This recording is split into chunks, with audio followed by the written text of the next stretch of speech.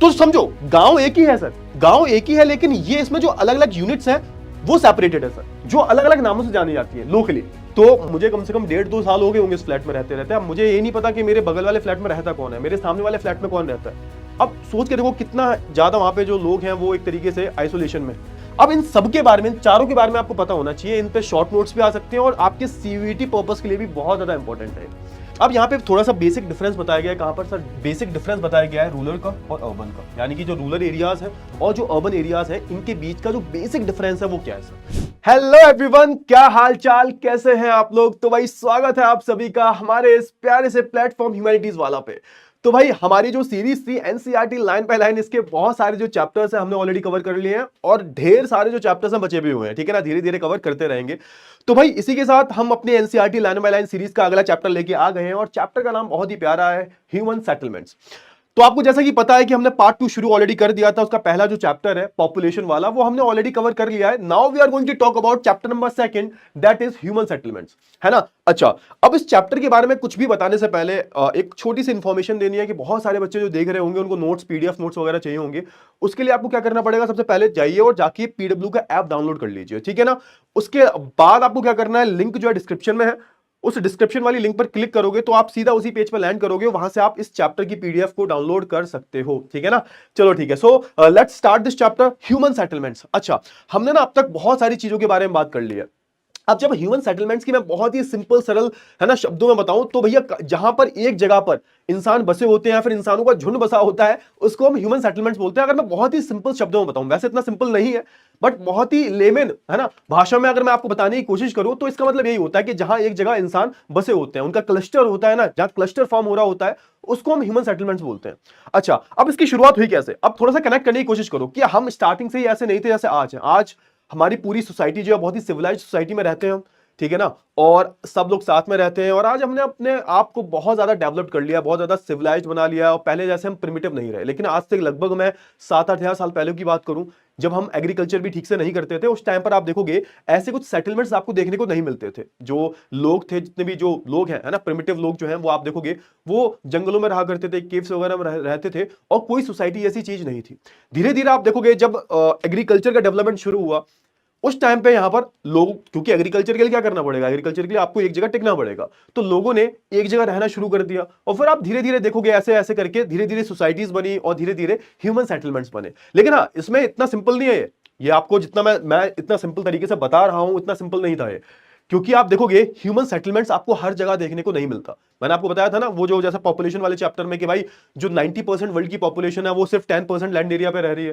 तो इसका मतलब इसके पीछे भी ऐसा नहीं है कि इंसान हर जगह बस जाएगा, हर जगह सेटलमेंट्स हो जाएंगे। इसके पीछे भी बहुत सारे फैक्टर्स होंगे, है ना, ज्योग्राफिकल फैक्टर्स होंगे, कल्चरल फैक्टर्स होंगे, अलग अलग तरह के जो है इकोनॉमिकल फैक्टर्स होंगे, बहुत बहुत तरह के जो फैक्टर्स होते हैं ये डिसाइड करते हैं कि भाई लोग जो है कहां सेटल डाउन होने वाले हैं, ठीक है ना। जिसमें फिजिकल फैक्टर तो बहुत इंपॉर्टेंट हो जाता है। मैंने आपको बताया था ना कि नॉर्थ वाली बेल्ट में इतनी सारी पॉपुलेशन क्यों रहती है, तो ये सारी चीजें हमने ऑलरेडी पढ़ ली है और इसी से रिलेटेड चैप्टर हमारा ह्यूमन सेटलमेंट्स। अच्छा, क्योंकि हम पार्ट 2 के बारे में बात कर रहे हैं, हम इंडिया के बारे में बात कर रहे हैं, तो हम इस चैप्टर को इंडिया के पर्सपेक्टिव से देखने वाले हैं, ठीक है ना, है ना। इंडिया के लिए जो है ये चैप्टर में इंडिया के बारे में ही हम बात करेंगे कि इंडिया में आपको कैसे कैसे सेटलमेंट्स देखने को मिलते हैं, रूरल सेटलमेंट्स देखने को मिलते हैं, अर्बन सेटलमेंट्स देखने को मिलते हैं, ठीक है ना। क्या रीजन है अर्बन सेटलमेंट्स का, क्या रीजन है रूरल सेटलमेंट्स का, रूरल सेटलमेंट्स ऐसे क्यों है, अर्बन ऐसे क्यों है, तो इन सब के बारे में हम बात करेंगे।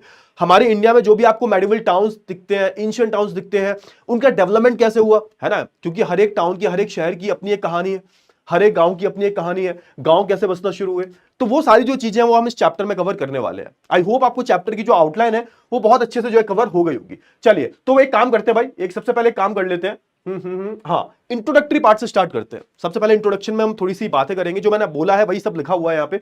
और हाँ, एनसीईआरटी में आपको लगता होगा कि सब कुछ सिंपल है, लेकिन नहीं, ऐसा नहीं होता। एनसीईआरटी में ना सिंपल तरीके से कोई बात को नहीं बोलते, वो ऐसा अगर करना, ऐसे किसी को ऐसे नाक पकड़नी है तो ऐसे करके पकड़ते हैं।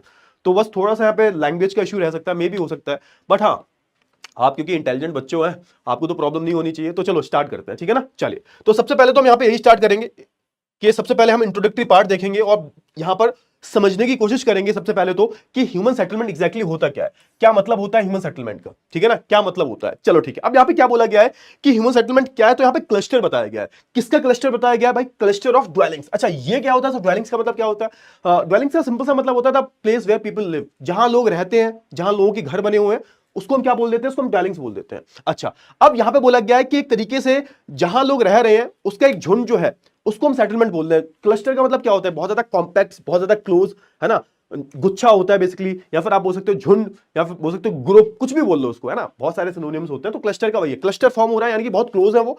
और क्या है सर? तो यहाँ पे ड्वेलिंग्स है, यानी कि अलग अलग घर बने हुए हैं, लोग रह रहे हैं उसमें, है ना, लोग वहां पर रह रहे हैं, उनके घर बने हुए हैं, ठीक है सर। और इनकी हम बात करें तो इनके आपको टाइप अलग मिलेंगे, ये जो ड्वेलिंग्स वगैरह है, यानी कि जो सेटलमेंट्स हुए हैं, इनकी आपको शेप अलग मिलेगी, साइज अलग मिलेगा, टाइप्स अलग मिलेंगे, इनके जो पैटर्न्स होते हैं वो भी अलग अलग होते हैं। और जहां पर कौन रहते हैं? तो जहां पर आप देखोगे इंसान रहते हैं, सिंपल सी बात है, जहां पर कौन रहता है? यहां पे आप देखोगे इंसान रहते हैं। तो यहां पे पहली लाइन में आपको ये बताया गया है किसके बारे में? ह्यूमन सेटलमेंट्स के बारे में, ठीक है ना। देखो अपना एनसीईआरटी लाइन बाय लाइन है, तो मैं लाइन बाय लाइन ही पढ़ा रहा हूं, ठीक है ना। एक्चुअल में उसका मीनिंग अलग नहीं होना है, ऐसा नहीं है कि मैं कुछ भी बता के आगे निकल जाऊंगा। एनसीईआरटी लाइन बाय लाइन है, तो लाइन बाय लाइन ही पढ़ने वाले हैं हम, ठीक है ना। चलिए ठीक है, बहुत ही बढ़िया। अच्छा, फिर होता क्या? अगर हाँ, अब यहां पे सवाल आता है कि ठीक है, फिर सेटलमेंट की स्टार्ट कैसे होती है? अगर किसी भी ग्रुप को, किसी भी क्लस्टर को, है ना, एक सेटलमेंट्स करना है तो कैसे करेंगे सर? वो किस तरीके से होता है? तो भाई आप देखोगे, इसके लिए आप देखोगे लोगों ने क्या करना शुरू किया। सबसे पहले लोगों ने अपने घर बनाने शुरू किए, इरेक्ट हाउसेस। इरेक्ट का यहां पे मतलब है कि एक तरीके से जब हम किसी चीज को फॉर्म कर रहे होते हैं, घर वगैरह बना रहे होते हैं, है ना, किसी चीज को बिल्डअप कर रहे होते हैं, तो उसको हम इरेक्ट बोल देते हैं। तो यहाँ पे लोगों ने घर बनाने शुरू किए, है ना। और ना सिर्फ घर बनाए, है ना, घर थोड़ा होते हैं, आप जहां रह रहे हो वहां पे सिर्फ घर थोड़ा दिखते हैं, आपको हॉस्पिटल्स भी दिखते हैं, आपको, है ना, आपको इंस्टीट्यूशंस भी दिखते हैं, आपको गवर्नमेंट ऑफिसेस भी दिखते हैं, आपको बहुत सारी चीजें दिखती हैं, है ना, आपको अलग अलग जो बड़े बड़े जो यूनिवर्सिटीज होती हैं वो भी दिखती हैं। तो ये सारी चीजें आपको दिखती है, ठीक है। तो आप देखोगे लोगों ने घर बनाए और अलग अलग जो स्ट्रक्चर्स थे वो बनाने शुरू किए। और फिर आप देखोगे फिर क्या हुआ। अच्छा, फिर होता यह है कि भाई वो किसी एक एरिया को कंट्रोल करते हैं, ठीक है, और इस उस एरिया में एक तरीके से जो भी रिसोर्सेज है उस पर भी कंट्रोल करते हैं, और एक तरीके से उस एरिया को अपना क्या बना लेते हैं? एक उस एरिया को अपना एक इकोनॉमिक बेस बना लेते हैं, यानी कि अब जो भी उनकी दाल रोटी चलेगी वो उस एरिया से ही चलेगी। तभी तो मैं बोलता हूं ना कि एरिया, हर एक एरिया में लोग सेटल डाउन नहीं हो सकते, क्योंकि जिस एरिया में कोई इकोनॉमिक एक्टिविटीज नहीं हो सकती, जिस एरिया में कोई रिसोर्सेज नहीं है, वहां पर आपको पॉपुलेशन जीरो दिखाई देगी, क्योंकि जिंदा रहने के लिए आपको रिसोर्सेज चाहिए, है ना, आपको पैसा चाहिए। तो समझो यहां पे कि यहां पर क्या हो रहा है सर। यहां पर आप देखोगे एक लोग जो है किसी जगह पर हाउसेस को बना रहे हैं, एक ग्रुप फॉर्म कर लेते हैं भाई, है ना, एक क्लस्टर फॉर्म कर लेते हैं, घर बना के उनमें रहते हैं और अलग अलग स्ट्रक्चर्स को फॉर्म कर देते हैं। और उस एरिया की हम बात करें, वहां पर कुछ एरिया को वो कमांड करते हैं, है ना, कुछ टेरिटरी को क्लेम करते हैं, और वहां पर क्या करते हैं? वो वहां पर जो है एक तरीके से उसको अपना वो इकोनॉमिक बेस बना लेते हैं। वहां पर अब वो, जैसे आपकी मैं बात करूं, आप जहां रह रहे होगे, आपकी फैमिली जहां रह रही होगी, वहां उनका इकोनॉमिक बेस होगा, है ना। आपके पिताजी, आप किसी भी शहर से आते हो, टायर 1, टायर 2, टायर 3, टायर 4, तो वहां पर आप जहां रह रहे होगे वहां पर आपका इकोनॉमिक बेस होगा। मतलब आप तो खैर अभी जॉब नहीं करते, लेकिन हाँ आपकी फैमिली का, आपके पापा का, आपकी मम्मा का, अगर वो जॉब करती होंगी तो समझो यहां पे थोड़ा सा, ठीक है ना, क्लियर हुआ। चलिए बहुत ही बढ़िया, आगे हम बात कर लेते हैं, आगे हम बात कर लेते हैं, ठीक है। चलिए, अब यहां पे लिखा हुआ है कि भाई इस प्रोसेस की हम बात करें तो यहां पर आप देखोगे इनहेरेंटली क्या इन्वॉल्व होता है, एक तरीके से मतलब अनकंडीशनली क्या इन्वॉल्व होता है। यहां पे आप देखोगे ग्रुपिंग ऑफ पीपल, यानी कि सिंपल सी बात है, हम जहां पर एक ग्रुप फॉर्म कर रहे हैं, है ना, हम जब एक जगह रह रहे हैं ग्रुप फॉर्म कर रहे हैं, क्योंकि आप अकेले नहीं रहते होगे। आपने देखा होगा आपकी सोसाइटी में सिर्फ आप अकेले नहीं हो, यूरोप या वेस्टर्न सोसाइटी नहीं होती हमारी। जो मूवीज, हॉलीवुड की मूवीज में आपको दिखाई देता है कि भाई एक घर यहां बना हुआ है तो दूसरा घर 10 किलोमीटर दूर दिखाई देगा, बीच बीच में जंगल होते हैं, ऐसा यहां पर नहीं होता इंडिया में, क्योंकि पॉपुलेशन बहुत ज्यादा ही, है ना, डेंस पॉपुलेशन है इंडिया में। तो आप देखोगे यहां पर आपको क्लस्टरिंग दिखाई देती है, ग्रुपिंग दिखाई देती है। आपके घर के बगल में एक घर होगा, उसके बगल में एक घर होगा, तो ऐसे आपको जो है यहां पर एक तरीके से पैटर्न बनते हुए दिखाई देते हैं, ठीक है ना, क्लियर हुआ। चलिए, अब यहां पे देखोगे कि यहां पे एक तरीके से इस प्रोसेस की हम बात करें, सेटलमेंट्स की प्रोसेस में, तो यहां पर सिंपल सी बात है कि लोगों की ग्रुपिंग हो रही है, एंड यहां पे लिखा हुआ apportioning of territory as their resource. Apportioning का मतलब होता है ना, डिवाइड समथिंग अमंग पीपल। कुछ चीज को जब हम बांट लेते हैं या फिर कुछ चीज को हम शेयर करते हैं, उसको हम बोलते हैं अपॉर्शनिंग, है ना। कुछ चीज को जब हम शेयर करते हैं, बांट लेते हैं, तो आप देखोगे यहां पर क्या हो रहा है सर। तो यहां पर किसी भी टेरिटरी के जो रिसोर्सेज है उसको हम आपस में शेयर कर रहे हैं या फिर उसको आपस में बांट रहे हैं, ठीक है ना, क्लियर हुआ। आई होप आपको इतनी चीजें जो है बहुत अच्छे से क्लियर हो गई होंगी, ठीक है ना, हो गए ना। चले ठीक है, तो ये हमारा इंट्रोडक्टरी पार्ट था, ठीक है। आगे बढ़ते हैं, इंट्रोडक्टरी पार्ट में थोड़ा सा और समझने की कोशिश करते हैं। तो यहां पे अब बताया गया है साइज और शेप के बारे में। तो आप देखोगे अगर मैं साइज के बारे में बात करूं, शेप के बारे में बात करूं, टाइप्स के बारे में बात करूं, तो यहां पर सेटलमेंट्स जो होते हैं वो उनका साइज और शेप वेरी करता है, ठीक है ना, क्लियर हुआ। चलिए, फिर आप देखोगे कि कैसे वेरी करता है सर। तो आप देखोगे ये हैमलेट टू मेट्रोपॉलिटन सिटीज। अच्छा, हैमलेट का मतलब क्या होता है? हैमलेट का मतलब होता है स्मॉल ग्रुप्स, बहुत स्मॉल ग्रुप्स जो होते हैं, एक तरीके से आप देखोगे ना, जो हमारे स्मॉल ग्रुप जो होते हैं, स्मॉल ग्रुप जो होते हैं उनको हम क्या बोल देते हैं सर? उनको हम हैमलेट्स बोल देते हैं, हैमलेट सेटलमेंट्स, हैमलेटेड सेटलमेंट्स। अभी आगे पढ़ेंगे इसके बारे में। अच्छा ठीक है, स्मॉल ग्रुप्स की हम बात करें, ठीक है ना? चलिए ठीक है, यानी कि यहाँ पे गांव की बात की जा रही है, यहाँ पर रूरल एरियाज की बात की जा रही है। फिर आते हैं भाई महानगर, मेट्रोपॉलिटन सिटीज, है ना, जैसे दिल्ली, मुंबई, बेंगलुरु, है ना, इनकी हम बात करें। ये बहुत बड़े शहर होते हैं, महानगर होते हैं, इनको क्या बोलते हैं? महानगर बोलते हैं। तो इनका साइज वेरी कर रहा है और इनका टाइप भी वेरी कर सकता है, ठीक है ना? चलिए अच्छा, हम बात करें इनकी साइज की, अगर हम बात करें तो आप देखोगे ना, यहाँ पे किसकी बात की जा रही है? यहाँ पर बेसिकली इकोनॉमिक कैरेक्टर्स की भी बात की जा रही है और सोशल स्ट्रक्चर की भी बात की जा रही है। तो इन सेटलमेंट्स में आपको एक तरीके से, है ना, यहां पर, है ना, इकोनॉमिक अगर मैं पर्सपेक्टिव से बात करूं, इकोनॉमिक कैरेक्टरिस्टिक्स की हम बात करें तो वो भी आपको चेंज होती हुई दिखाई देंगी। अरे भाई गांव की हम बात करें तो गांव में इकोनॉमिक जो एक्टिविटीज होती है वो अलग होती हैं, शहरों की इकोनॉमिक एक्टिविटीज जो होती हैं वो अलग होती हैं। समझ में आया ना? हाँ, अगर मैं गांव की बात करूं तो यहाँ का जो सोशल स्ट्रक्चर होता है वो बहुत ज्यादा अलग होता है एज कंपेयर टू सिटीज। आप देखते हो सिटीज में क्या होता है, सिटीज में लोग जो होते हैं वो बहुत ज्यादा फॉर्मल होते हैं एक तरीके से। गांव में ऐसा नहीं होता, गांव में जो रिलेशन होते हैं वो बहुत ज्यादा इंटीमेट होते हैं एक तरीके से। लोग जो है बहुत ज्यादा क्लोज होते हैं, सब एक दूसरे को जानते हैं। अगर आप गांव से बिलोंग करते होगे तो आपको पता होगा। तो सोशल स्ट्रक्चर भी गांव और शहर का बिल्कुल अलग होता है। क्लियर होना? तो यहां पर यही बोला जा रहा है, with size the economic structure, size के की अलावा हम बात करें, साइज के साथ साथ आप देखोगे जो हमारा इकोनॉमिक कैरेक्टरिस्टिक्स है एंड सोशल स्ट्रक्चर जो है सेटलमेंट्स के, आपको वो भी बदलते हुए दिखाई देते हैं, ठीक है ना? चलिए, और फिर इसके अलावा और क्या दिखाई देता है? इसके अलावा आप देखोगे कि इकोलॉजी एंड टेक्नोलॉजी, बस यहां पे इकोलॉजी की बात हो रही है और टेक्नोलॉजी की बात हो रही है। यानी कि आप देखोगे शहरों में आपको जो इकोलॉजी है, जो वहां पर एक तरीके से जो पूरा, जो जैसे आप देखोगे ना, शहर में क्या होता है, शहर में आपको जंगल वंगल नहीं मिलते, शहर में आपको बड़े बड़े बिल्डिंगें मिलती हैं, सड़कें मिलती हैं, बड़े बड़े मॉल्स बने हुए हैं, ठीक है? वहां पे इतना कुछ नहीं होता, पार्क्स वगैरह मिल जाते हैं बीच बीच में। गांव में क्या होता है, गांव में आप देखोगे मैक्सिमम जो एरिया होता है ना, वो वहां पे आपको एक पॉन्ड भी मिल जाएगा, आपको वहां पर एक, है ना, खेत मिलते हैं, ज्यादातर घर कम होते हैं, कुछ एरियाज में तो थोड़े बहुत पहाड़ भी मिल जाते हैं। तो वहां पर आपको गांव कुछ ऐसे देखने को मिलते हैं। और हाँ, टेक्नोलॉजी की बात करें तो भाई जो शहर होते हैं, जो लार्ज, जो मेट्रोपॉलिटन सिटीज जो होते हैं, वो टेक्नोलॉजिकल वाइज बहुत ज्यादा आगे होते हैं as compared to rural areas, ठीक है ना? चलिए, बहुत अच्छी बात। अच्छा, अब यहाँ पे सिंपल सी बात बोली गई है कि भाई जो सेटलमेंट्स हैं वो एक तरीके से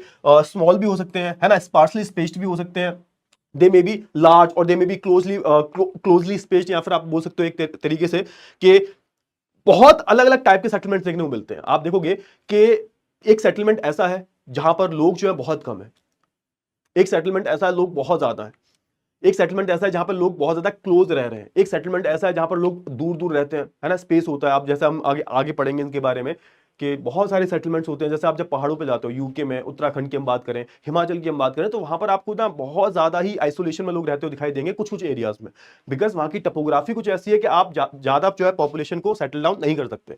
तो यहां पर आपको अलग अलग चीजें बोली गई है कि भाई सेटलमेंट जो है स्मॉल भी हो सकते हैं और स्पार्सली स्पेस्ड भी हो सकते हैं, यानी कि बहुत अलग अलग एक तरीके से, है ना, एक तरीके से, और लार्ज भी हो सकते हैं, एक तरीके से क्लोजली, बहुत ज्यादा क्लोज भी हो सकते हैं, क्लोजली स्पेस्ड भी हो सकते हैं, यानी कि, है ना, पास पास में लोग रह रहे होंगे, ठीक है सर, बहुत अच्छी बात है। अच्छा, अब यहां पे बोला गया था sparsely located small settlements are collected. अब आप देखोगे ना, यहां पर बात की जा रही है छोटे छोटे गांव के बारे में, है ना, इनकी हम बात करें, इनको हम गांव बोल देते हैं, है ना। अब गांव की हम बात करें या फिर रूरल सेटलमेंट्स की हम बात करें तो इनकी स्पेशलिटी क्या होती है? तो इनकी स्पेशलिटी होती है एग्रीकल्चर, और ये अलग अलग जो प्राइमरी एक्टिविटीज जो होती है वो परफॉर्म करते हैं। आई होप आपको इतनी चीजें जो है वो क्लियर हो गई होंगी, ठीक है सर। आगे हम बढ़ते हैं। ऑन द अदर हैंड हम बात करें, they are fewer but larger settlements which are termed as urban settlements specialising in the secondary term. अब यहां पे बोला गया है कि भाई देखो, एक तरफ यहां पर गांव के बारे में बात की गई है, भाई क्या है सर, ये एक तरीके से बहुत ज्यादा स्मॉल है, छोटे हैं सर, है ना, स्पार्सली लोकेटेड है सर ये। और आप देखोगे कि इनकी हम बात करें तो ये जो गांव होते हैं, इनमें जो मेन इकोनॉमिक एक्टिविटीज जो होती हैं वो क्या होती हैं सर? वो एक तरीके से एग्रीकल्चर है, और जो अदर जो प्राइमरी एक्टिविटीज जो होती हैं वो वही होती हैं। जैसे आपसे कोई पूछ ले कि मेन डिफरेंस क्या होता है गांव में और शहर में, तो ऐसा थोड़ा बोलोगे कि गांव के लोग बहुत ज्यादा गरीब होते हैं, शहर के अमीर होते हैं, गांव के लोग को इंग्लिश नहीं आती, शहर के लोगों को इंग्लिश आती है। ऐसा नहीं होता, ऐसा नहीं होता। हम बेसिकली जो डिफाइन करते हैं गांव को और शहर को, हम कैसे डिफाइन करते हैं सर? हम गांव को और शहर को जो डिफाइन करते हैं, हम किस तरीके से डिफाइन करते हैं, तो समझो यहाँ पे हम डिफाइन करते हैं वहां की जो इकोनॉमिक एक्टिविटीज है, वहां पर पॉपुलेशन कितनी है, एरिया कितना है, इस बेसिस पे हम किसी भी जगह को गांव बोल रहे होते हैं, इस बेसिस पे हम किसी भी जगह को शहर बोल रहे होते हैं, ठीक है ना। तो समझो यहाँ पे बोला गया है कि जो हमारा रूरल एरियाज जो होते हैं, हमारे जो रूरल एरियाज जो होते हैं वो एक तरीके से छोटे होते हैं, और फिर वही मैं अर्बन एरियाज की बात करूं तो ये क्या होते हैं सर? बहुत ज्यादा कंजेस्टेड होते हैं। घर जो होते हैं, जितने भी घर सेटलमेंट्स वगैरह दिखाई देते हैं, बहुत ज्यादा क्लोज्ड होते हैं वो, है ना। फिर यहाँ पर जो इकोनॉमिक एक्टिविटीज जो परफॉर्म की जाती है वो कैसे परफॉर्म की जाती है? तो एक तरीके से सेकेंडरी और टर्शरी, यानी कि सर्विस सेक्टर और मैन्युफैक्चरिंग सेक्टर में यहाँ पर ज्यादा आपको काम जो है होता हुआ दिखाई देगा। आई होप आपको इतनी जो चीजें वो बहुत अच्छे से क्लियर हो गई होंगी। चलो ठीक है, यहाँ पे सब कुछ क्लियर हो गया। ठीक है, अरे हाँ, आपका एक डाउट और आ सकता है सर, ये जो स्पार्शली जो है, ये इसका मतलब क्या होता है? इसका मतलब होता है एक तरीके से स्कैटर्ड। आप जैसे गांव में जाते होगे तो ऐसा तो है नहीं, बहुत ज्यादा कंजेशन में लोग रहते होंगे, बड़े बड़े खेत होते हैं, घर बने हुए हैं, ठीक है ना, और घर भी बहुत बड़े बड़े होते हैं। गाँव में आप जाओगे तो एज कम्पेयर टू सिटीज, जहां पर आप देखोगे कि जिस जगह पर 3-4 घर बने हुए हैं ना, तो गांव में एक ही घर बना होता है। तो ये लोग बहुत ज्यादा, यहाँ पर क्या होता है, पॉपुलेशन कम होती है, बट जो जगह होती है वो ज्यादा होती है, बहुत ज्यादा स्कैटर्ड होती है। ठीक है, बड़े बड़े खेत देखने को मिलते हैं, बाग देखने को मिलते हैं, जंगल देखने को मिलते हैं। तो इसको हम क्या बोल रहे हैं सर? इसको हम बोल रहे हैं स्पार्शली लोकेटेड स्मॉल विलेजेस। ठीक है ना, तो आप तो समझो यहाँ पे किसकी बात की जा रही है? यहाँ पे विलेजेस की बात की जा रही है, यहाँ पर जो एक तरीके से अर्बन सेंटर्स की बात की जा रही है। ठीक है सर, वेरी गुड, आगे हम बात कर लेते हैं। ठीक है, अच्छा, अब यहाँ पे थोड़ा सा बेसिक डिफरेंस बताया गया है। कहां पर सर? बेसिक डिफरेंस बताया गया है रूरल का और अर्बन का, यानी कि जो रूरल एरियाज है और जो अर्बन एरियाज है, इनके बीच का जो बेसिक डिफरेंस है वो क्या है सर? बेसिक डिफरेंस तो कुछ ना कुछ होगा। ठीक है सर, बात कर लेते हैं क्या है बेसिक डिफरेंस। जैसे तो ऑलरेडी मैंने बता दिया आपका कि पहली बात तो ये है कि जो रूरल सेटलमेंट्स जो होते हैं हमारे, वो अपना जो लाइफ सपोर्ट है वो कहां से डिराइव कर रहे होते हैं? तो सर वो उनकी जो बेसिक इकोनॉमिक जो नीड्स होती हैं वो कैसे पूरी हो रही होती है? तो वो एक तरीके से प्राइमरी इकोनॉमिक एक्टिविटीज पर वो जो है डिपेंडेंट होते हैं। उनकी जो बेसिक चीजें जो है वो कहां से पूरी हो रही होती है, उनकी बेसिक इकोनॉमिक एक्टिविटीज क्या होती है? तो वो होती है हमारी प्राइमरी इकोनॉमिक एक्टिविटीज। ठीक है ना, चलिए, on the other hand if I talk about urban settlements, तो ये किस पर डिपेंडेंट होते हैं? तो आप देखोगे ये एक तरीके से मैन्युफैक्चरिंग सेक्टर पर, यानी कि प्रोसेसिंग ऑफ रॉ मटेरियल। ठीक है ना, मैन्युफैक्चरिंग का ये मतलब होता है सेकेंडरी एक्टिविटीज की बात की जा रही है। और फिर यहां पर बात की जा रही है किसकी सर? फिर यहां पर बात की जा रही है सर्विसेज की, यानी कि टर्शियरी सेक्टर की बात की जा रही है। तो ये लोग वैरायटी ऑफ एक तरीके से अलग अलग जो सर्विसेज होती है, वैरायटी ऑफ सर्विसेज जो होती है वो परफॉर्म करते हैं, प्लस यहां पर जो गुड्स है उनकी मैन्युफैक्चरिंग भी हो रही होती है। तो ये बेसिक डिफरेंस होता है किसका सर? गांव का और शहर का। बहुत ही बेहतरीन, बहुत ही बेहतरीन। फिर हम बात करें किसकी? फिर हम बात करें, आगे बढ़ते हैं, अगर सिटीज की हम बात करें। अब यहां पे थोड़ा सा ना सिटीज का और जो रूरल एरियाज है, अर्बन और रूरल एरियाज के बीच का जो थोड़ा सा कनेक्शन है ना, वो बताया जा रहा है कि यहां पे बताया जा रहा है कि सबसे पहले तो सिटीज क्या है सर? सिटीज की हम बात करें, वो एक तरीके से नोड्स ऑफ इकोनॉमिक ग्रोथ है, यानी कि एक तरीके से वो एक है ना, एक सेंटर है सर, एक हब है किसका सर? इकोनॉमिक ग्रोथ का, है ना, एक तरीके से जहां पर एक तरीके से इकोनॉमिक ग्रोथ हो रहा है। आप देखोगे देश में जब इकोनॉमिक एक्टिविटी सबसे ज्यादा परफॉर्म जो की जाती है वो कहां पर की जाती है? गांव में की जाती है या फिर शहरों में की जाती है? तो इट्स वेरी ऑब्वियस वो शहरों में की जाती है। शहर ही होते हैं जो किसी भी देश को आगे लेके जाते हैं, ठीक है ना, क्योंकि वहां से जीडीपी का ज्यादा कंट्रीब्यूशन आता है। तो एक तरीके से हब है इकोनॉमिक ग्रोथ का सर। वो क्या करते हैं सर? तो आप देखोगे क्योंकि यहां पर मैन्युफैक्चरिंग एक्टिविटीज परफॉर्म की जा रही है, क्योंकि यहां पर सर्विसेज दी जा रही है, तो ये क्या करते हैं सर? ये गुड्स और सर्विसेज को जो है एक तरीके से, है ना, जो हमारे अर्बन ड्वेलर्स जो है, यानी कि जो शहरों में लोग रह रहे हैं, ना सिर्फ उनको, बल्कि जो गांव के जो लोग हैं, जो रूरल सेटलमेंट्स में रहते हैं, यानी कि एक तरीके से एक ऐसी जगह पर रह रहे हैं जो एक तरीके से शहर से बहुत दूर एरिया है, जो एक तरीके से आप देखोगे ना, शहरों से काफी दूर जो एरिया होता है उसको हम क्या बोलते हैं? उसको हम हिंटरलैंड्स बोलते हैं। हिंटरलैंड्स, हिंटरलैंड्स का मतलब क्या होता है? हिंटरलैंड का सिंपल सा मतलब होता है the place which is far from the main city. तो वहां तक भी जो गुड्स एंड सर्विसेज जा रहे हैं वो कहां से जा रहे हैं सर? शहरों से जा रहे हैं। आपने देखा होगा, अगर आप गांव से बिलोंग करते हो, आपका गांव बहुत ज्यादा आउटस्कर्ट में है, तो भी वहां पर जो बेसिक चीजें हैं वो मिलती होंगी। आसपास कोई ना कोई छोटा मोटा कस्बा होगा, वहां पे फोन, मोबाइल फोन मिलता होगा, टीवी, फ्रिज वगैरह सब बेसिक जो चीजें हैं मिलती होंगी आसपास के टाउन्स में। तो कहां से आ रही है सर? तो वो मेन शहर से आ रही है, क्योंकि वही क्या है सर? वही हमारे इकोनॉमिक ग्रोथ के मेन नोड्स, यही यहां पर जो बोला जा रहा है। तो ना सिर्फ शहर के लोगों को, बल्कि जो गांव के लोग हैं, जो गांव की सेटलमेंट्स है, वहां पर भी एक तरीके से ये जो रॉ मटेरियल है, ये जो गुड्स एंड सर्विसेज है, वो कौन ले जा रहा है सर? वो एक तरीके से कौन ले जा रहा है? शहर वाले गांव में ले जा रहे हैं। और इन रिटर्न क्या मिल रहा है इनको? इन रिटर्न शहर को क्या मिल रहा है? तो मैंने बताया ना कि एक म्यूचुअल रिलेशन है, गांव शहर का एक म्यूचुअल रिलेशन है। तो इन रिटर्न आप देखोगे कि गांव से शहर क्या जा रहा है? तो भैया फूड एंड रॉ मटेरियल, क्योंकि ऑब्वियस सी बात है कि भाई गांव में जो लोग हैं वो खेती कर रहे हैं, शहरों में लोग जो है वो एक तरीके से दूसरी एक्टिविटीज को परफॉर्म कर रहे हैं। तो अब वो क्या करेंगे? तो वो खाना कैसे खाएंगे? फूड कहां से आएगा? तो वो आएगा गांव से शहर में। आई होप आपको इतनी चीजें जो है बहुत अच्छे से क्लियर हो गई होंगी। चलिए ठीक है, अच्छा, और आप देखोगे कि, और हाँ, ये जो पूरा एक फंक्शनल रिलेशनशिप जो है वो कैसे परफॉर्म किया जा रहा है, तो हाँ, बीच में इन दोनों को कनेक्ट करने के लिए अगेन मैं बोलूंगा यहां पर फिर से हमारा सर्विस एक्टिविटीज आ जाती है, फिर से हमारा ट्रांसपोर्टेशन एंड कम्युनिकेशन आ जाता है। तो एक तरीके से पूरा है ना कनेक्शन है, कनेक्टिविटी है गांव के बीच में, शहर के बीच में, और ये कनेक्टिविटी के थ्रू जो है ये पूरा सिस्टम जो चल रहा है। ठीक है, बहुत ही बढ़िया। अच्छा, अब यहां पे थोड़ा सा बात की जा रही है, जो सेकंड पॉइंट की हम बात करें, सेकंड जो पैरा है हमारा, इसकी हम बात करें, तो आप देखोगे कि सेकंड पैरा में बात की जा रही है कि इसकी एक रिलेशनशिप की बात की जा रही है। एक तरीके से आप देखोगे जो सोशल रिलेशनशिप होती है गांव के लोगों के बीच में और शहरों के लोगों के बीच में, वो कैसी होती है। तो आप जैसे हम बात करें इनकी सोशल रिलेशनशिप, है ना, इनका समाज को देखने का, सोसाइटी को देखने का आउटलुक क्या है, ठीक है, इनका एटीट्यूड क्या है, तो वो सारी चीजों की हम बात करें तो भी आपको जो है गांव के लोगों और शहर के लोगों में जमीन आसमान का डिफरेंस दिखेगा। आप देखते हो, अगर मैं बात करूं रूरल एरियाज की, यहां पर जो एक तरीके से रिलेशन होते हैं, यहां पर जो एक तरीके से रिलेशन होते हैं वो बहुत ज्यादा इंटीमेट होते हैं, बहुत ज्यादा क्लोज रिलेशन होते हैं, है ना। और यहाँ के जो लोग होते हैं वो लेस मोबाइल होते हैं। और इसलिए आप देखो, क्योंकि आप देखो ना, गांव का इंसान जो होता है वो मैक्सिमम अपनी लाइफ जो है गांव में ही, है ना, गांव में ही एक तरीके से स्पेंड करता है। तो आप देखोगे इसके पास एक्सपोजर बहुत कम होता है। इसलिए आप देखोगे इनके बीच के जो रिलेशन होते हैं वो एक तरीके से बहुत ज्यादा क्लोज रिलेशन होते हैं। ऑन दी अदर हैंड, हम अर्बन सोसाइटीज की बात करें तो आप देखोगे कि यहां पर थोड़ा सा जो जिंदगी जीने का तरीका है, लोग जैसे जी रहे हैं अपने लाइवलीहुड को, जिस जिस तरीके से उनके ना लाइफस्टाइल है वो बहुत ज्यादा कॉम्प्लेक्स होती है। इनके बीच के रिलेशन भी फॉर्मल होते हैं। आपने देखा होगा कि लोग एक फ्लैट में रह रहे हैं, उनको ये नहीं पता कि उनके बगल वाले फ्लैट में कौन है। अब जैसे मैं अपनी बात करूं, मैं जिस फ्लैट में रह रहा हूं, तो मुझे कम से कम 1.5-2 साल हो गए होंगे इस फ्लैट में रहते रहते। अब मुझे ये नहीं पता कि मेरे बगल वाले फ्लैट में रहता कौन है, मेरे सामने वाले फ्लैट में कौन रहता है।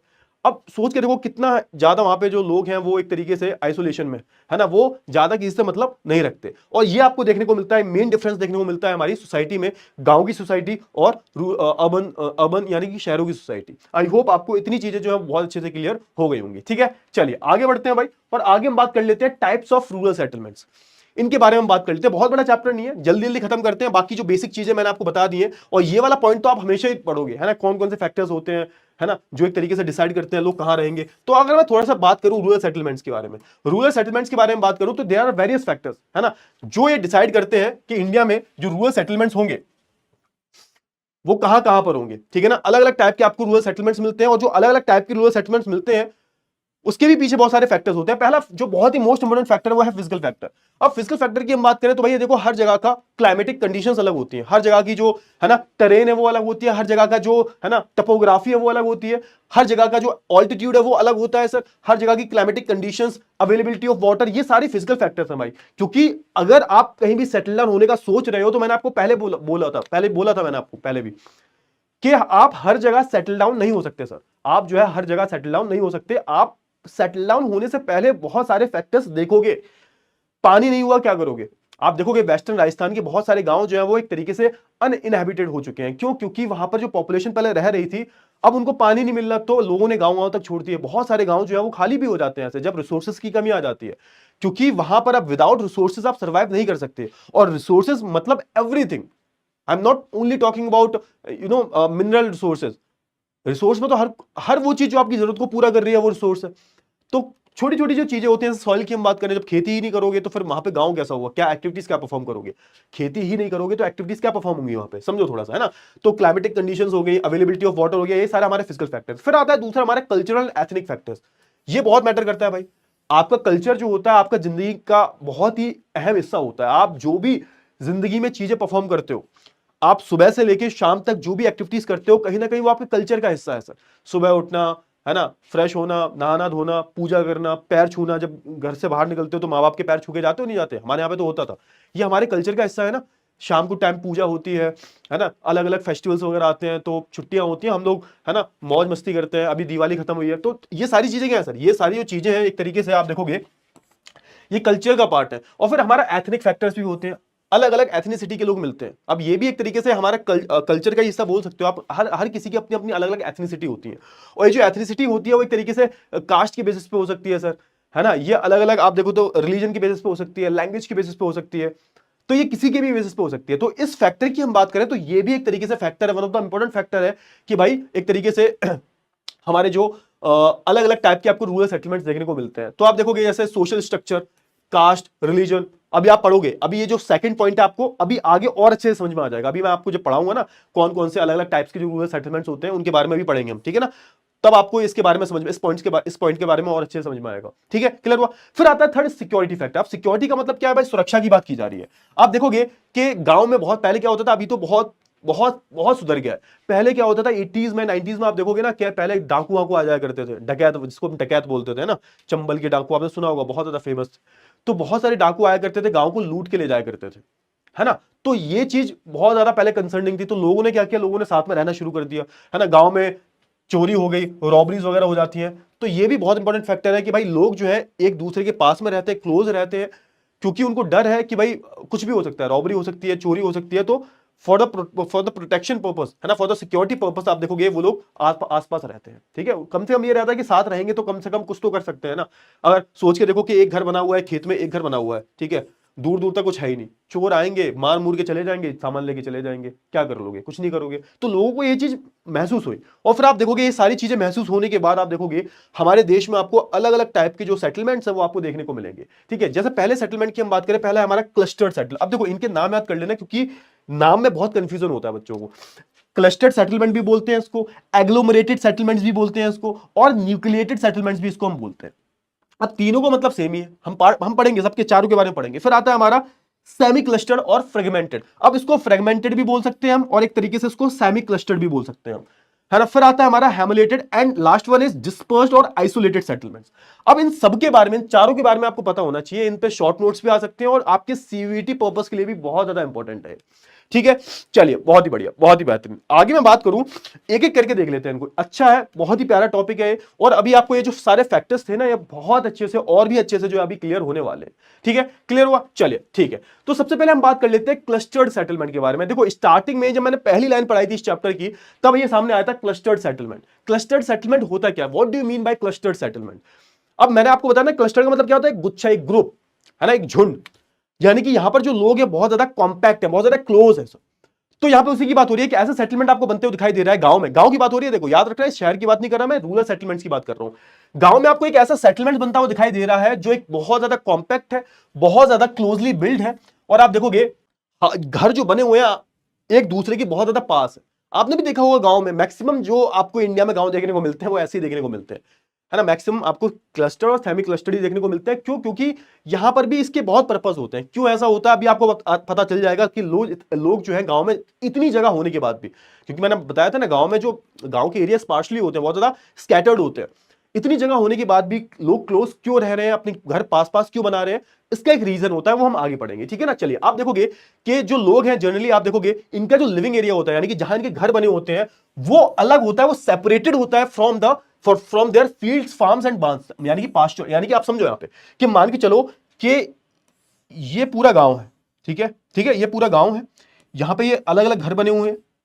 अलग अलग घर बने हुए हैं, है ना, ये अलग अलग बिल्कुल क्लोज क्लोज घर बने हुए हैं, देखो ये, है ना। फिर ये सड़क गई है, फिर ये घर बना हुआ है, ठीक है। ये क्या है सर, ये पूरा कॉम्पैक्ट हो गया, हमारा पूरा कॉम्पैक्ट हो गया। अच्छा, अब आप देखोगे ये जो इनका लिविंग एरिया है, यानी कि जहां ये लोग रह रहे हैं, ये बिल्कुल सेपरेटेड है। इनके जो भी इनके खेत खलियान वगैरह जो है, यानी कि इनके जहां भी ये खेती वेती करते हैं, जहां भी इनके फार्म्स हैं, बड़े बड़े पैस्चर लैंड्स है, बांस वगैरह बने हुए हैं, बड़े बड़े फार्म्स जो है, इनकी हम बात करें तो ये बिल्कुल सेपरेटेड है। तो आप देखोगे ना कि गांव में ऐसे देखने को मिलता है। कभी आप भी थोड़ा सा अगर आप गांव जाओगे तो शायद आपको भी ऐसा दिखाई देगा कि घर लोगों की एक जगह बने हुए हैं, उनके जो खेत है वो थोड़ा सा सेपरेटेड है। मेरे गांव में भी इवन ऐसे ही देखने को मिलता है कि लोग जो है क्लोजली रह रहे हैं, कॉम्पैक्टली रह रहे हैं वहां पे।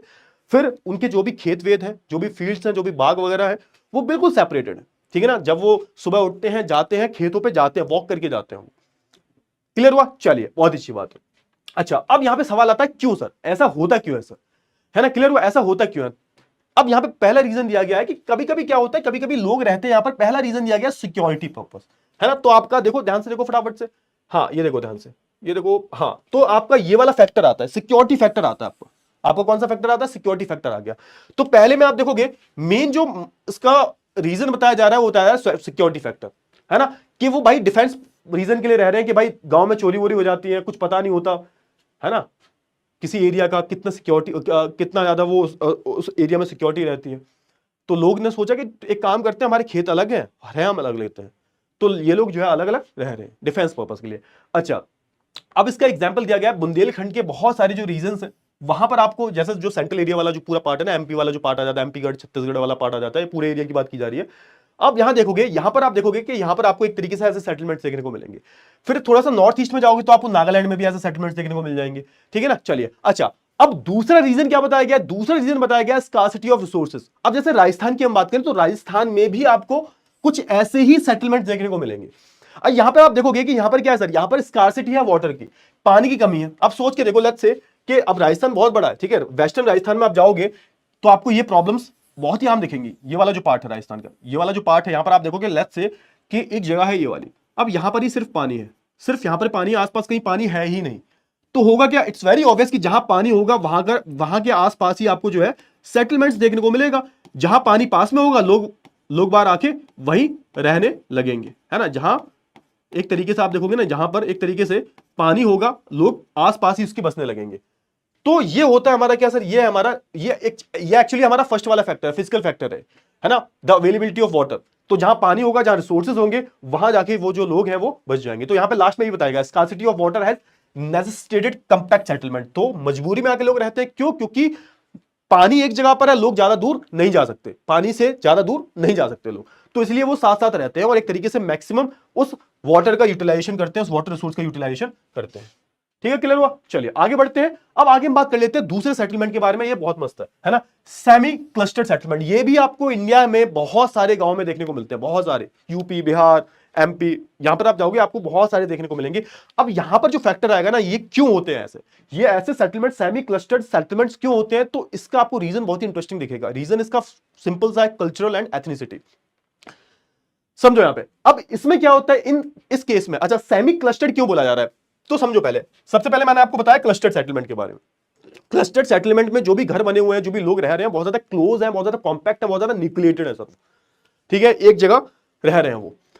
But if I talk about semi clustered settlements के बारे में, सेमी क्लस्टर्ड सेटलमेंट्स की मैं बात करूं, इसमें क्या होता है, इसमें होता यह है कि लोग साथ साथ भी रहते हैं, लोग एक साथ रह रहे होते हैं, लोग एक साथ भी रह रहे होते हैं और अलग अलग भी रह रहे होते हैं। या फिर आपको इस चीज को ऐसे भी बोल सकते हो कि लोग जो है एक तरीके से ना ही बहुत ज्यादा दूर है और ना ही बहुत ज्यादा एकदम कॉम्पैक्ट है, बीच में आपको गैप देखने को मिलता है। मतलब ये कि लेट्स से कि ये एक पूरा गांव है ना, एक गांव में एक सोसाइटी जो है, एक मिनट, हाँ, एक गांव में जो सोसाइटी है वो एकदम प्रॉपर एकदम सेंटर में रह रही है और ये साथ साथ रह रहे हैं, ये साथ साथ रह रहे हैं, है ना, ये साथ साथ सब रह रहे हैं। यहाँ पे घर बने हुए हैं, ये घर बने हुए हैं सर, और लोग साथ साथ रह रहे हैं, ठीक है। अब उसी गांव में आप देखोगे अलग से एक सोसाइटी और भी है जो यहां रह रही है, आउटर फ्लैंक में, गांव के बाहर, और ये गांव का रास्ता है, ये गांव का रास्ता, लोग यहां से एंट्री लेते हैं। समझो थोड़ा सा, क्लियर हुआ? हाँ, तो आप देखोगे कि इस केस में हो क्या रहा है सर, इस केस में होता यह है कि जो एक डोमिनेंट सोसाइटी होती है, आप देखो सेमी क्लस्टर्ड तभी बोला जा रहा है कि ना तो इसमें पूरी तरह से क्लस्टरिंग देखने को मिल रही है और ना ही यहां पर पूरी तरह से अलग लोग देखने को मिल रहे हैं। यहां पर आपको दोनों चीजें दिखाई दे रही है। एक तरीके से यहां पर लोग जो है वो एक तरीके से न्यूक्लियाई फॉर्म नहीं कर रहे सर, और ना ही लोग जो है बिल्कुल अलग अलग रह रहे हैं। यहां पर एक तरफ तुम्हें कॉम्पैक्ट सेटलमेंट दिखाई देगा, तो दूसरी तरफ तुम्हें उसी सेम सेटलमेंट में आपको लोग अलग थलग दिखाई देंगे।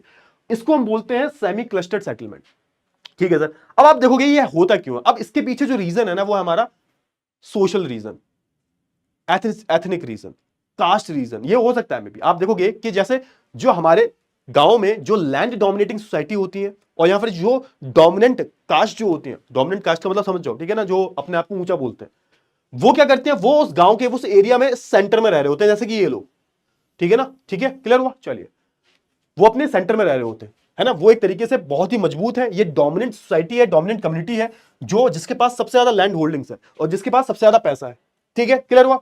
चलिए, ये एक तरीके से सेंट्रल पार्ट में रहती है गांव के, मेन विलेज, तो मेन विलेज हमारा ये है, इसके सेंटर में ये इन लोगों ने ऑक्यूपाई करके रखा हुआ है, ठीक है। ऑन द अदर हैंड, कुछ लोग ऐसे हैं जो सोसाइटी में लोअर स्ट्रेटा के लोग हैं, जो लोअर स्ट्रेटा रखते हैं सोसाइटी में, यानी कि आप बोल सकते हो इकोनॉमिकली बहुत वीक है और एक तरीके से सोशली भी काफी वीक है। मे भी हो सकते हैं ये शेड्यूल्ड कास्ट, शेड्यूल्ड ट्राइब का पार्ट हो, तो इनको थोड़ा सा अलग कर दिया गया, तभी तो बोला जा रहा है सेमी क्लस्टर्ड, इनको थोड़ा सा अलग थलग कर दिया गया। तो आप देखोगे जो लोअर स्ट्रेटा वाले जो लोग होते हैं, जो थोड़ा सा सोशली और इकोनॉमिकली वीक है, इनकी अगर मैं बात करूं तो आप देखोगे ये इनको बिल्कुल अलग कर दिया गया, इनको बिल्कुल गांव के आउटर फ्लैंक में या फिर गांव का जो है ना स्टार्टिंग वाला जो एरिया होता है, वहां इनको फेंक दिया गया है ना। और ये एक तरीके से आप देखोगे ना, मैनुअल वर्कर्स होते हैं, जो एक तरीके से ना मजदूरी दिहाड़ी का काम करते हैं, उनको बोलते हैं मैनुअल वर्कर्स, है ना। इनको एक तरीके से गांव के आउटर फ्लैंक में जो है सेटल कर दिया जाता है, क्लियर हुआ ना? चलिए, अब ऐसे सेटलमेंट यहां पर तो बोला गया एनसीईआरटी में कि आपको राजस्थान, गुजरात में बहुत देखने को मिलेंगे, बट ये झूठ है। ऐसे सेटलमेंट्स आपको हर जगह देखने को मिलेंगे, स्पेशली यूपी में भी, बिहार में भी, हरियाणा में भी, है ना। तो आप देखोगे एनसीईआरटी के अकॉर्डिंग जो गुजरात का प्लेन वाला पार्ट है, गुजरात का प्लेन्स वाला जो हिस्सा है, प्लस मैं अगर बात करूं राजस्थान की कुछ पार्ट की, तो यहां पर आपको ऐसे सेटलमेंट्स देखने को मिलेंगे, ठीक है, क्लियर हुआ? चलिए, बहुत ही बढ़िया, है ना। इसलिए इसको सेमी क्लस्टर्ड बोला जा रहा है कि यहां पे क्लस्टरिंग भी है और नहीं भी है, सिंपल सी बात है। चलिए, अब हम बात कर लेते हैं अगले सेटलमेंट के बारे में। अगला सेटलमेंट कौन सा है सर हमारा? अगला सेटलमेंट है हमारा हैमलेटेड सेटलमेंट, हैमलेट्स, है ना। हैमलेट्स का मतलब होता है ग्रुप्स, छोटे छोटे जो ग्रुप्स होते हैं उनकी बात की जा रही है। अब इसमें समझो थोड़ा सा, पढ़ेंगे बाद में, पहले समझो। अब इसमें होता यह है कि लेट्स से कि एक बहुत बड़ा एरिया है, एक बहुत बड़ा एरिया है, ठीक है। अभी जो बहुत बड़ा एरिया है ये एक्चुअली एक ही गांव का हिस्सा है, एक ही गांव है, एक ही नाम से इस गांव को जानते हैं हम, एक ही गांव से, एक ही नाम से इस गांव को जानते हैं। बट ऐसा हो सकता है कि मे बी इस गांव में बहुत सारी कम्युनिटी रहती हो, बहुत सारी कम्युनिटीज रहती हो, बहुत सारी कम्युनिटीज रहती हो, और इनके जो है अलग अलग नाम हो। इसको हम बोलते हैं क्या, हैमलेट। हैमलेट्स का मतलब होता है स्मॉल स्मॉल ग्रुप्स, यानी कि एक स्मॉल स्मॉल ग्रुप्स मिलकर एक लार्ज विलेज को फॉर्म करते हैं। नाम विलेज का एक ही होगा, एक ही नाम से जाने जाएंगे, बट हाँ इनमें क्या होगा सर, इनमें अलग अलग ग्रुप्स होंगे जो अलग अलग नामों से जाने जाएंगे, है ना। और ये सब मिलकर क्या बना रहे हैं सर, ये सब मिलकर एक ही, ये सब मिलकर एक ही गांव को बनाते हैं। इसको हम बोलते हैं हैमलेटेड सेटलमेंट। अभी आपको एग्जांपल से अच्छे से समझ में आ जाएगा, ये हम बाद में पढ़ते हैं, पहले एग्जांपल देख लेते हैं, ठीक है ना। आपको बहुत देखने को मिलेगा एग्जांपल। चलो ठीक है, चल कोई बात नहीं, पहले ये पढ़ लेते हैं, ठीक है ना। पहले हम ये पढ़ते हैं, इसके बाद ये अच्छे से समझ में आ जाएगा। इस एग्जांपल से आपको बहुत अच्छे से क्लियर हो जाएगा। क्लियर हुआ, चलिए अब समझो। अब होता क्या है कि यहां पे कुछ सेटलमेंट जो होते हैं वो अलग अलग फ्रेगमेंटेड होते हैं स्मॉल स्मॉल यूनिट्स में, जो फिजिकली सेपरेटेड है, यानी कि ये स्मॉल स्मॉल यूनिट्स है जो एक तरीके से फिजिकली अलग अलग है ना, फिजिकली अलग अलग है, सेपरेटेड है, ठीक है ना। क्लियर हुआ, चलिए। और हाँ, इन सबको एक ही नाम से जाना जाता है। और आप देखोगे कि ये जो यूनिट्स होती हैं इनको एक ही नाम से जो है मिलकर जो है एक ही गांव बना रहे हैं, ये मिलकर एक ही गांव को फॉर्म कर रहे हैं, तो इनको कॉमन नेम से जाना जाता है। अच्छा अच्छा, आप देखोगे लोकली लोग इन यूनिट्स को अलग अलग नामों से बुलाते हैं, जैसे कि आप देखोगे, है ना, पन्ना, पारा, पल्ली, नगला, धानी, है ना। तो ये क्या है सर, ये अलग अलग यूनिट्स है जिनको इनको अलग अलग नामों से जाना जा रहा है। अब इसका एग्जाम्पल समझो, एग्जाम्पल से बहुत अच्छे समझ में आएगा। अब समझो, सपोज करो एक गांव है जिसका नाम क्या है, जिसका नाम है रामपुर। तो रामपुर इस पूरे गांव का नाम है। लेट्स से कि ये पूरा जो गांव है ये क्या है सर, ये रामपुर है। क्या है सर, ये रामपुर है सर, ये रामपुर है सर, ये पूरा गांव क्या है सर, ये पूरा गांव रामपुर है, ठीक है ना। क्लियर हुआ, चलिए। अब रामपुर एक तरीके से आप देखोगे ऑफिशियल विलेज है, और इस विलेज की हम बात करें तो आप इस विलेज में आपको अलग अलग छोटी छोटी यूनिट जो है अलग अलग फ्रेगमेंटेड, है ना, एक तरीके से सेपरेटेड दिखाई देंगी। ये अलग अलग यूनिट्स है, ठीक है। क्लियर हुआ, चलिए। अब ये जो यूनिट्स है एक तरीके से ये बिल्कुल सेपरेट है, और ये यूनिट्स अलग अलग नामों से जानी जा रही है। जैसे आप देखोगे गांव के अंदर ही, आप देखोगे गांव के अंदर ही, है ना, एक आपको नगला मोहन मिलेगा, नगला मोहन। रामपुर के अंदर ही आपको एक नगला मोहन मिलेगा, एक धानीलाल मिलेगा।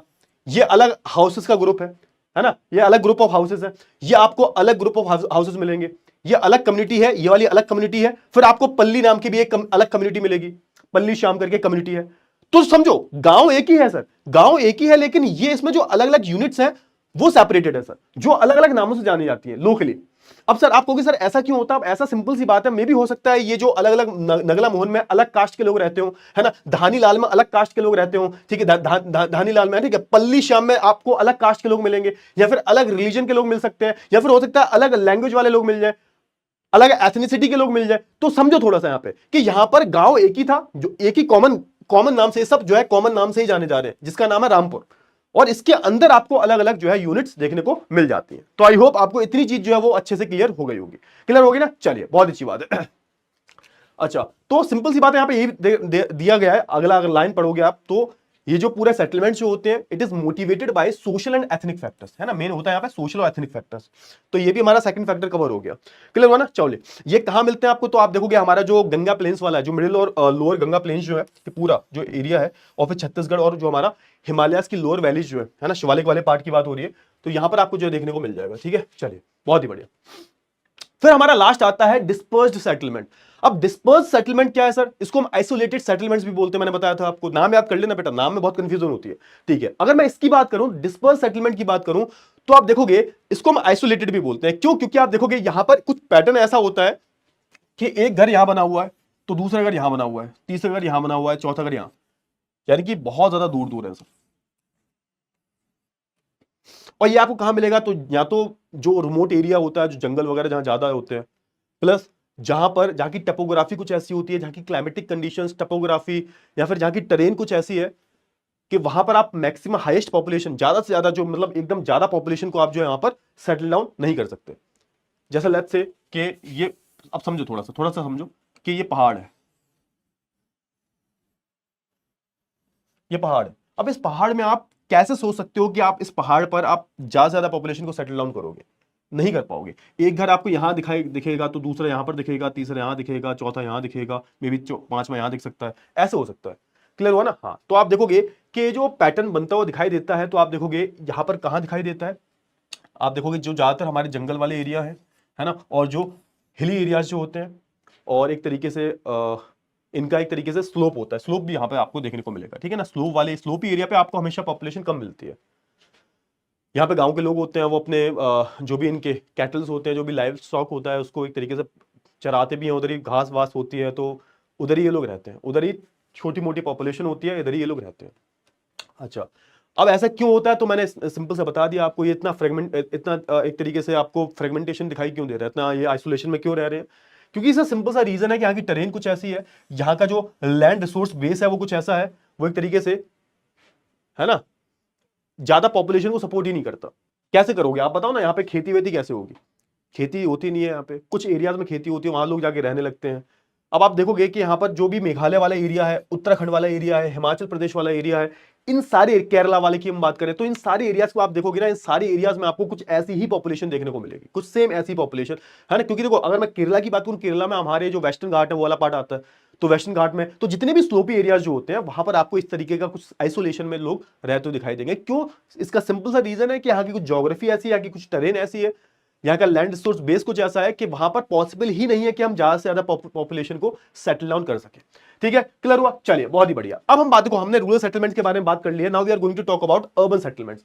क्या है अर्बन सेटलमेंट्स, इसके बारे में थोड़ी सी बात कर लेते हैं। तो आप देखोगे कि unlike rural settlements, urban settlements are generally compact and large in size. तो देखो, ये तो हम बचपन से पढ़ते आ रहे हैं ना, पढ़ लिया भाई, ये तो बहुत ज्यादा बट ऑब्वियस है, तब से पढ़ते आ रहे हैं कि भाई जो अर्बन एरिया जो होते हैं बहुत ज्यादा क्या होते हैं, कॉम्पैक्ट होते हैं, यानी कि क्लोजली बिल्ड होते हैं, प्लस लार्ज भी होते हैं, है ना। ये बहुत बड़े बड़े साइजेस में आपको देखने को मिलेंगे।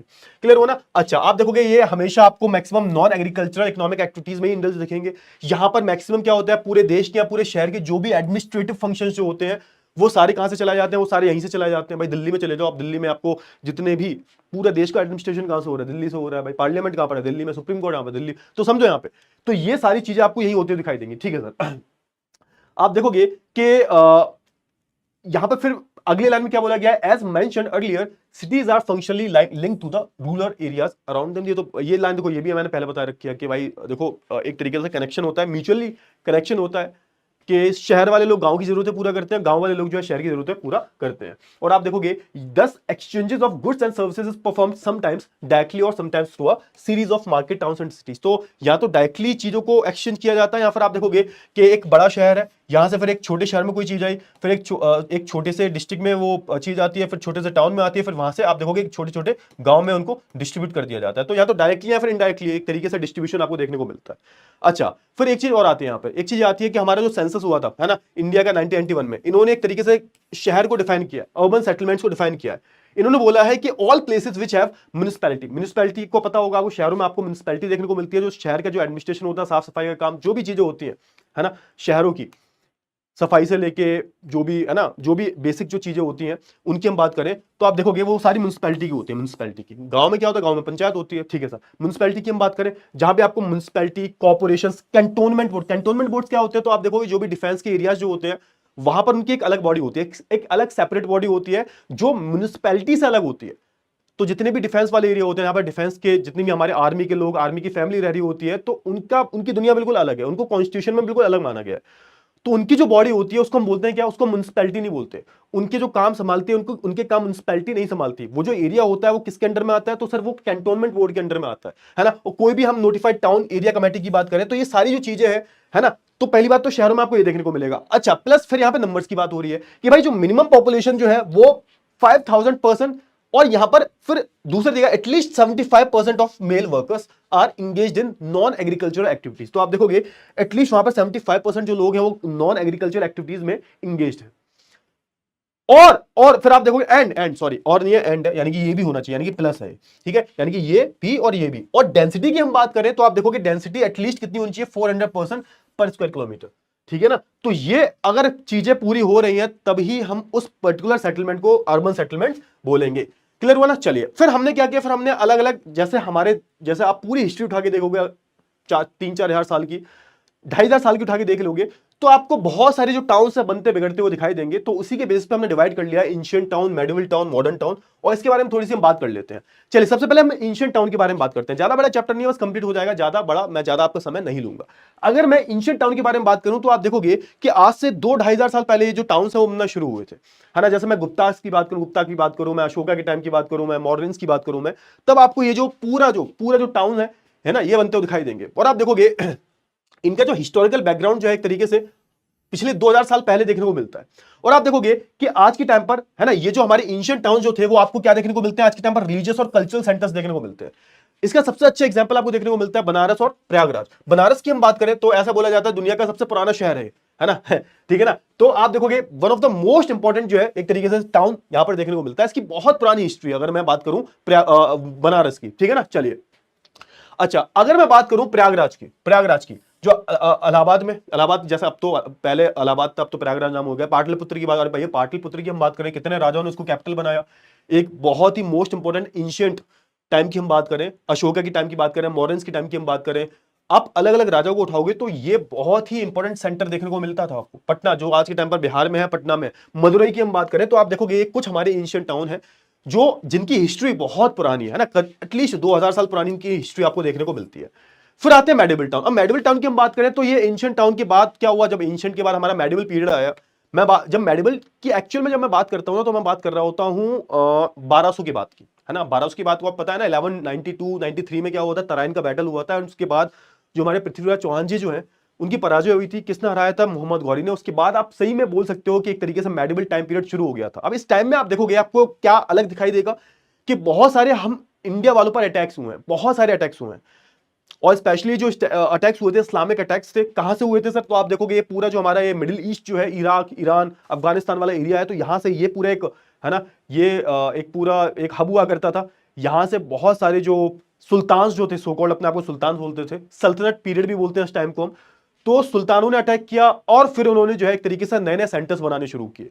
और जब ये लोग आए, इन्होंने अपने अपने रेन में जो भी करना शुरू किया, जो भी टाउन्स, जो भी एडमिनिस्ट्रेटिव टाउन्स बनाने शुरू किए, जहां से अपने पूरे राज्य को, अपने पूरे एम्पायर को जो है एक तरीके से एडमिनिस्टर करते थे, तो फिर आप देखोगे आपको नए नए टाउन बनते हुए दिखाई देंगे। फिर आपको दिल्ली बनता हुआ दिखाई देगा, आपको लखनऊ बनता हुआ दिखाई देगा, आपको, है ना, हैदराबाद, तो अलग अलग आपको टाउन्स बनते हुए दिखाई देंगे, ठीक है ना। तो आप देखोगे आपको आज के टाइम पर एग्जिस्टिंग 100 से ज्यादा टाउन्स जो है एक तरीके से इनके जो रूट है वो आपको मेडिवल पीरियड से दिखाई देते हैं। चाहे मैं लखनऊ की बात करूं, किसी की भी ले लो, आप किसी की भी बात कर लो, है ना। और आप देखोगे एक तरीके से इनको एक तरीके से हेडक्वार्टर की तरह जो है बनाया गया था।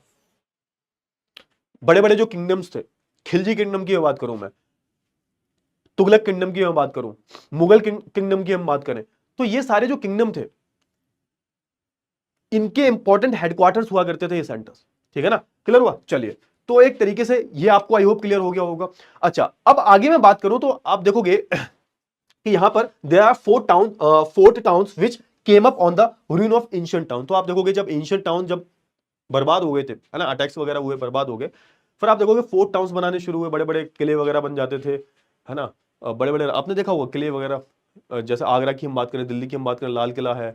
और मैं तो बस वो एग्जाम्पल दे रहा हूँ आपको, बहुत जगह पर आपको जो है फोर्ट्स वगैरह दिखाई देंगे। अच्छा, इंपॉर्टेंट सेंटर्स कौन से, इंपॉर्टेंट मेडिवल टाउन्स आपको आज के टाइम पर हमारे दिल्ली, हैदराबाद, जयपुर, लखनऊ, है ना, आगरा, नागपुर, ये सब कब बने थे सर, ये सब जो आप देखोगे सल्तनत पीरियड के टाइम पर, मुगल्स के टाइम पर जो ये बनने शुरू हुए थे। अब ये पूरा डेटा दे रखा है, India trends of urbanisation 1920 to 2011, यानी कि ऑलमोस्ट आप देखोगे। अच्छा, तो ये क्या दिखाई दे रहा है, तो ये आपको एक तरीके से अर्बनाइजेशन का ट्रेंड दिखाई दे रहा है कि भाई 1920 से 2011 तक आपको क्या ट्रेंड देखने को मिलता है। तो जैसे आप देखोगे ना कि जैसे आप, है ना, 91 की मैं बात करूं, मैं सिर्फ स्टार्टिंग से लेकर एंड तक बता देता हूं, ठीक है, 91 से लेकर 2011 तक। अगर मैं 91 की बात करूं, तो सिर्फ आपको कितने टाउन्स देखने को मिलते हैं, आपको देखने को मिलता है 1827, 1827 टाउन्स, ठीक है ना। अच्छा, अगर मैं पॉपुलेशन की बात करूं, सिर्फ इतनी ही पॉपुलेशन, है ना, थाउजेंड्स की बात हो रही है बस, मैंने ऐसा नहीं है 25,815, थाउजेंड्स में, मतलब करीबन 2-2.5 करोड़ पॉपुलेशन शहरों में रह रही है, ठीक है। परसेंटेज ऑफ टोटल पॉपुलेशन की हम बात करें तो 10.84, यानी कि जितनी भी इंडिया में पॉपुलेशन है उसकी 10.84% पॉपुलेशन कहां रह रही है, तो वो हमारे शहरों में रह रही है, जो कि बहुत कम था। अच्छा, अगर आप अभी की बात करोगे तो 2011 की, है ना, 2011 का डेटा दे रखा है आपकी किताब में, तो यहां पर आपको, है ना, 6,171 टाउन्स देखने को मिलते हैं। और पॉपुलेशन करीबन आपको 37 करोड़ से ज्यादा, 40 करोड़ ले लो, अब तो बहुत ज्यादा हो गई होगी, हाँ।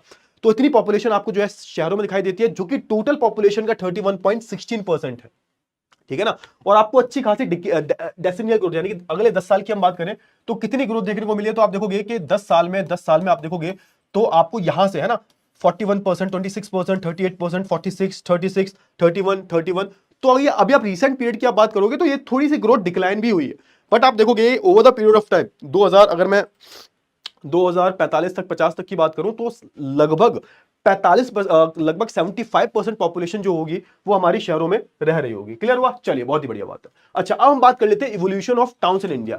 किस तरीके से इवोल्यूशन हुआ, ये तो हम ऑलरेडी पढ़ ही रहे थे वैसे, है ना, कैसे इवोल्यूशन हुआ, तो इसकी हम बात कर लेते हैं। तो समझो पहले कि टाउन्स तो वैसे अंग्रेजों के टाइम पर बनना शुरू हो गए थे, है ना, लेकिन आप देखोगे धीरे धीरे इसका मेन इंपैक्ट कब पड़ा है कि जब हमने अपनी सेंट्रलाइज्ड प्लानिंग को जो है अलग अलग जगह पर इंप्लीमेंट करना शुरू किया, when we got an independence. तो हमें इंडिपेंडेंस मिली, तो उसके बाद आप देखोगे इंडिपेंडेंस के बाद आप देखोगे लार्ज नंबर ऑफ टाउन्स आपको बनते हुए दिखाई देंगे, और इनको एक तरीके से एडमिनिस्ट्रेटिव हेडक्वार्टर बनाया गया। जैसे कि आप देखोगे चंडीगढ़ को बनाया गया, भुवनेश्वर, गांधीनगर, दिसपुर, ये बहुत सारे टाउन्स जो है धीरे धीरे बनने शुरू हुए, है ना। फिर आप देखोगे आपको on the other hand industrial centres बनते हुए दिखाई देंगे, जहां जहां मिनरल्स थे वहां पर आप देखोगे इंडस्ट्रियल सिटीज बनते हुए दिखाई देंगे। दुर्गापुर, भिलाई, सिंदरी की हम बात करें, जमशेदपुर की हम बात करें, बरौनी की हम बात करें, पूरी पूरी, है ना, पाइपलाइन, गैस लाइन सब वहीं पर है ना, पेट्रोल वगैरह सब मिलता है भाई। चलिए ठीक है। Some of the old towns also developed as a satellite town. आप देखोगे कुछ बहुत जो पुराने टाउन्स थे, सैटेलाइट टाउन्स का मतलब क्या होता है समझो थोड़ा सा। जो मेन शहर है ना, ये मेन शहर है, बहुत बड़ा शहर है, ठीक है ना, अब इसमें बर्डन बहुत ज्यादा हो जाता है, तो आप देखोगे शहर के आसपास ही छोटे छोटे टाउन्स को जो है यहाँ पे डेवलप किया जाता है। जैसे कि हम बात करें मेरठ, है ना, मेरठ को आप एक सैटेलाइट टाउन बोल सकते हो, क्योंकि अब दिल्ली में बहुत ज्यादा बर्डन आ गया, दिल्ली मेन शहर हो गया हमारा, क्योंकि वहां पे पॉपुलेशन बहुत ही ज्यादा है, ठीक है। तो आप देखोगे अब यहां पर मेरठ को डेवलप किया जा रहा है, तो मेरठ एक तरीके से सेटल टाउन हो गया। तो आप देखोगे जब शहर पे, मेन शहर पे ज्यादा बर्डन होता है, तो आप देखोगे इसके आसपास बहुत सारे शहर जो है और डेवलप होने लगते हैं। जैसे कि मैं गुड़गांव की बात करूं, फरीदाबाद की बात करूं, तो ये सारे क्या है, मेन मेन हमारे टाउन्स होते हैं जो डेवलप होने लगते हैं, और ये हमारे सैटेलाइट टाउन के रूप में देखे जाते हैं।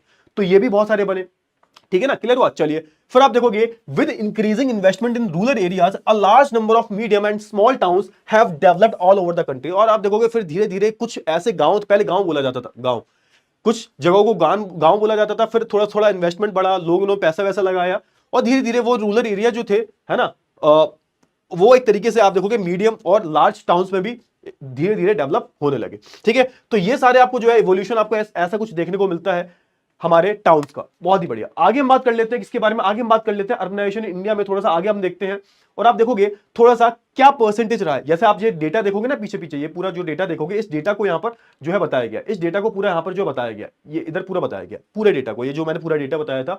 तो आप देखोगे जो हमारे देश में जो अर्बनाइजेशन का लेवल जो है, उसको हम एक तरीके से, है ना, परसेंटेज के टर्म में जो है मेजर कर रहे हैं, है ना, पूरे पॉपुलेशन का। और आप देखोगे कि 2011 के अकॉर्डिंग हमारे जो टोटल पॉपुलेशन का 31.16% जो पॉपुलेशन है वो कहां रह रही थी, 31.16% जो पॉपुलेशन है वो एक तरीके से शहरों में रह रही थी, शहरों में रह रही थी, ठीक है ना, क्लियर हुआ। चलिए, और जो कि बहुत कम है, क्योंकि आप डेवलप्ड कंट्रीज की बात करेंगे तो डेवलप्ड कंट्रीज में 70 to 75% पॉपुलेशन शहरों में रह रही होती है, 75-80% यहां तक की पॉपुलेशन शहरों में रह रही होती है, and it is very low as compared to the other developed countries, ठीक है सर। चलिए, बहुत अच्छी बात है। आप देखोगे जो टोटल पॉपुलेशन है वो एक तरीके से, है ना, जो अब शहरों में रह रही है वो एक तरीके से 11 फोल्ड इंक्रीज हुई है। और हम 20th सेंचुरी की बात करें तो यहां पर भी लिखा, जो टोटल अर्बन पॉपुलेशन 11 फोल्ड का मतलब है कि 11 गुना से ज्यादा बढ़ गई है भाई, वो, है ना, 11 टाइम्स ज्यादा बढ़ गई है भाई। अगर मैं बात करूं, है ना, 20th सेंचुरी से कंपेयर करोगे अब तक का, है ना, यानी कि 1911 से अभी तक का, 2011 का, या फिर अभी करंट ईयर का कंपेयर करोगे तो कम से कम, है ना, ये तो 11 गुना कम ही बता रहे हैं, ज्यादा ही होगा वैसे तो। चलिए ठीक है। अब आप देखोगे कि enlargement of urban centres and emergence of new towns have played a significant role in the growth of the urban population and urbanisation in the country. तो यहां पे दो चीजों की बात की गई है। पहली चीज कि एक तो भैया अर्बन सेंटर्स बढ़ने लगे, अर्बन सेंटर्स का इमरजेंस हुआ, जैसे जैसे इंडस्ट्रियलाइजेशन बढ़ा, लोगों ने इन्वेस्टमेंट किया और वैसे वैसे टाउन्स डेवलप हुए। फिर इनके अलावा जो छोटे छोटे टाउन्स जो थे, है ना, जो एक तरीके से सैटेलाइट टाउन्स के रूप में जो विकसित हुए, इनकी हम बात करें, इसने क्या किया, इसने इस चीज को पंप दिया है एक तरीके से कि हमारी अर्बन पॉपुलेशन बढ़ी है। अच्छा, बट अगर आप अभी की बात करोगे, रीसेंट ईयर्स की बात करोगे, तो आप देखोगे कि रेट ऑफ अर्बनाइजेशन जो है धीरे धीरे स्लो डाउन हुआ। अब इसका रीजन क्या हो सकता है, आप बताओ। इसका रीजन है लेस माइग्रेशन, हाँ एग्जैक्टली, लेस माइग्रेशन। आप देखोगे कि अब इंडिया में आप देखोगे ना, हर जगह एक तरीके से हब बनता जा रहा है। इंडिया में आप देखोगे हर जगह एक तरीके से आप देखोगे कि लोग कोशिश कर रहे हैं कि उनको शहर में ना जाना पड़े। शहरों में लाइफ थोड़ी डिफिकल्ट होती है, लोगों को जब एम्प्लॉयमेंट मिलेगा अपने यहां पर, तो एक तरीके से माइग्रेशन कम होंगे, और जहां वो रह रहे हैं वहां पर ही उनको काम मिलने लगेगा, तो अपने देश को अपने जगह को छोड़कर बाहर नहीं जाएंगे, ठीक है ना। तो यहाँ पे ये भी रीजन हो सकता है कि बहुत सारे छोटे छोटे टाउन्स डेवलप हो गए धीरे धीरे, जो सेटल आउट टाउन्स हैं, या फिर आप बोल सकते हो कि वहां पर जहां जहां धीरे धीरे इन्वेस्टमेंट हो रहा है, वहां वहां छोटे छोटे शहरों में जहां पर पहले गांव हुआ करते थे, वहां शहर बन गए, शहर बस गए, वहां पर भी बहुत सारी इकोनॉमिक अपॉर्चुनिटीज मिल रही है। तो अब जो है लोग ज्यादा माइग्रेट नहीं कर रहे, इसलिए आप देखोगे कि ये जो ट्रेंड है वो अब थोड़ा सा कम देखने को मिलता है ना। लास्ट अगर मैं 2 डेकेड्स की बात करूं, ठीक है, क्लियर हुआ, चलिए बहुत ही बढ़िया।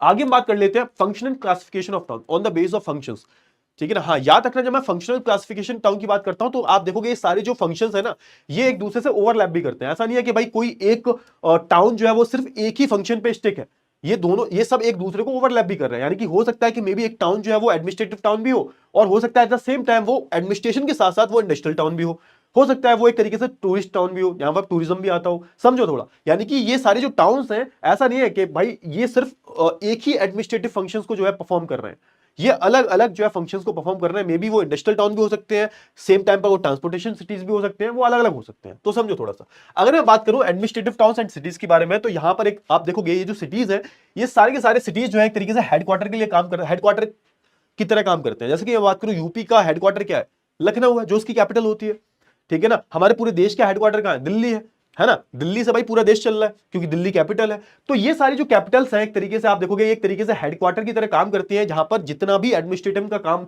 एडमिनिस्ट्रेशन का काम जो होता है वो यहीं से होता है, पूरे राज्य को या पूरे देश को यहीं से चलाया जाता है, ठीक है ना। इसलिए इसको हम क्या बोलते हैं, इसलिए इसको बोलते हैं एडमिनिस्ट्रेटिव टाउन।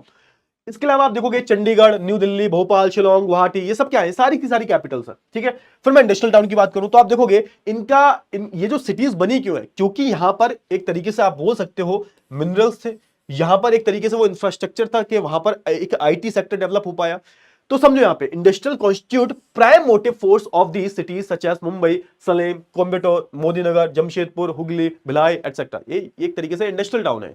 यहां पर इंडस्ट्रीज डेवलप हुई, यहां पे मिनरल्स थे, तो जब मिनरल्स का पता लगा तो यहाँ पे बड़े बड़े इंडस्ट्रीज आए तो लोग आए। तो ऐसे ऐसे आप देखोगे धीरे धीरे टाउन डेवलप होने। अब याद रखना, हमेशा याद रखना कि भाई अर्बनाइजेशन होगा ही कैसे, अर्बनाइजेशन होगा ही होगा किससे सर, अर्बनाइजेशन होगा हमारा इंडस्ट्रियलाइजेशन से।